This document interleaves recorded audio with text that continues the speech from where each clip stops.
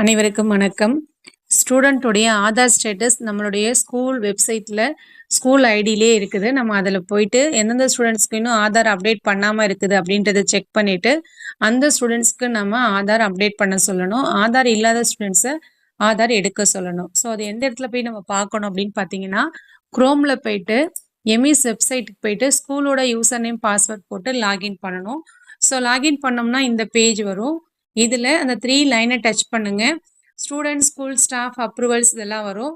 இதை கொஞ்சம் ஸ்க்ரோல் பண்ணிங்கன்னா என்ஐஎல்பி மேப்பிங்க்கு கீழே ஆதார் அப்டேஷன் ஸ்டேட்டஸ் அப்படின்னு சொல்லிட்டு கொடுத்துருப்பாங்க. ஸோ அதை நம்ம டச் பண்ணணும். அதில் ஃபஸ்ட்டு எடுத்ததுமே பார்த்தீங்கன்னா ஆதார் அப்டேஷன் ஸ்டேட்டஸ் தான் இருக்கும். கிளாஸ் செலக்ட் பண்ணுற மாதிரி கொடுத்துருப்பாங்க. ஸோ நம்ம ஒவ்வொரு கிளாஸாக இங்கே செலக்ட் பண்ணி பார்க்கணும்.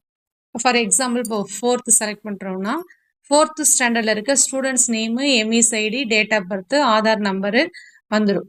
அதுக்கப்புறம் லாஸ்ட் 2 காலம் பார்த்தீங்கன்னா பெண்டிங் ஸ்டேட்டஸ், ஆக்சுவல் ஸ்டேட்டஸ்ன்னு இருக்கும். இந்த ஆக்சுவல் ஸ்டேட்டஸ் பக்கத்தில் குட்டியாக ட்ரையாங்கிள் கொடுத்துருப்பாங்க. அதை நம்ம இப்படி டச் பண்ணோம் அப்படின்னா பெண்டிங் எல்லாம் ஃப்ரண்ட்டில் வந்துடும். திரும்ப டச் பண்ணோம் அப்படின்னா எம்டியூ ஆல்ரெடி டன்னுன்றது ஃபர்ஸ்ட்டில் வந்துடும். நமக்கு வந்து பெண்டிங் தான் தேவை. இப்போ திரும்பவும் நம்ம டச் பண்ணோம்னா நமக்கு வந்து ஆதார் எந்தெந்த ஸ்டூடெண்ட்ஸ்க்கு பெண்டிங் இருக்குதுன்னு இங்கே காமிக்கும். ஸோ இதில் பிளானிங் ஸ்டேட்டஸில் பார்த்தீங்கன்னா எட் டு பி டன்னு இருக்குது. ஸோ எட் டு பி டன்னு இருந்துச்சு அப்படின்னா அந்த ஸ்டூடெண்ட்ஸ்க்கு ஆதார் நாம் அப்டேட் பண்ணணும்.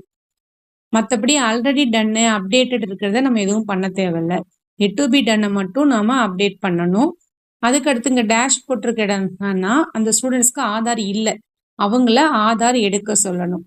ஸோ இதே மாதிரி ஒரு கிளாஸாக நம்ம செலக்ட் பண்ணி எந்தெந்த ஸ்டூடெண்ட்ஸ்க்கு ஆதார் இல்லை, எந்தெந்த ஸ்டூடெண்ட்ஸ்க்கு அப்டேட் பண்ணணும் அப்படின்றத பார்த்துட்டு அவங்க எல்லாருக்குமே நாம் கண்டிப்பாக ஆதார் அப்டேட் பண்ண சொல்லணும்.